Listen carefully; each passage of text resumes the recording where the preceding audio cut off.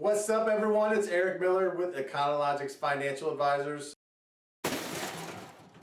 So I posed a question about taxes. I posed a question that said, hey, what did you do to minimize your tax liability? Because the tax deadline just passed, July 15th. What did you do to minimize your taxes? And the response I got was crickets. And that made me like, oh my God, really? Like, nobody has any strategies in which they're going to minimize their taxes? Like, nobody had a response. I had like 5 people respond to me of how they're going to minimize their taxes. And I'm like, uh-oh. Either they didn't get my post, or they're like, I didn't know that you could do anything to minimize your taxes. And that is the problem, because the reason that you guys are paying as much in taxes that you are is because you are taking a passive role in your tax liability. And what I mean by that is that you just think your accountant is going to automatically do all these magical things and they're going to cut your tax bill in half. And that's not what accountants do. Their job is to make sure that your taxes are filed on time and compliantly. That's what they do. It is your job to make sure that you are using whatever strategies available to cut your taxes in half. They are your largest expense. You better know a little bit about them.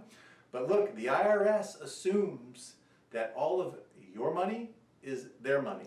So you better do something to chop your taxes in half. So I'm going to give you 5, 6, 7 strategies, maybe just 5, we'll see as we go on, of what you can do to minimize your taxes. So first thing, if you own a business, you can do what I think is the most awesome thing, is get your kids to work and put them on your payroll. There's nothing better to teach kids about money than to show them the value of work. So if you have kids, you can put them on the payroll. They can do all kinds of things. You can, if you have a really cute looking kid, you can put them like on your website and they can charge modeling fees.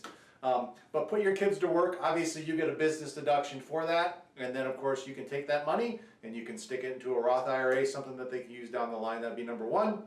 Number 2, again, for a lot of business owners, if you're taking a lot of your money in W-2 wage, stop. You only need to take enough that is considered reasonable compensation. The rest you can take in profit distributions, and that's going to lower your FICA tax. So that'd be another strategy you can do.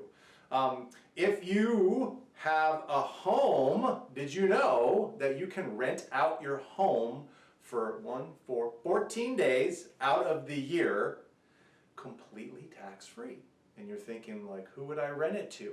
Well, if you have a business, you can rent the business, can rent the home for 14 days. So have an executive meeting at your home, go to a local restaurant, go to a local hotel and ask, hey, how much would it cost for me to rent this place out for a day?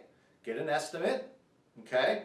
You can use that as proof if you ever get audited from the IRS, and then have the meeting at your home, and then the business would pay you personally, and you get all that money completely tax-free. I'm just throwing bombs right here at you guys. I got more. I got 2 more that I can show you. If you have a building, there's this thing called depreciation, or if you're doing a build out for some reason, you can actually accelerate the depreciation through what's called a cost segregation study. Now you have to hire someone to do this, but who cares? It could accelerate your depreciation from like 39 years all the way down to like 1 to 5 years, and that can save you a boatload of money. And then, of course, you can always be charitable. And you can be charitable in a number of different ways. I like to give a lot of money away, but there's also something called a conservation easement, in which you can actually be part of a land partnership that is going to donate that land for charitable purposes or for conservation purposes. So there's plenty of people that have land that you can conserve, and the IRS will give you a tax deduction for what that land would appraise if it were ever developed. So if you can get into a conservation easement of some kind, and there's ways to do that, you can always ask me how to do that.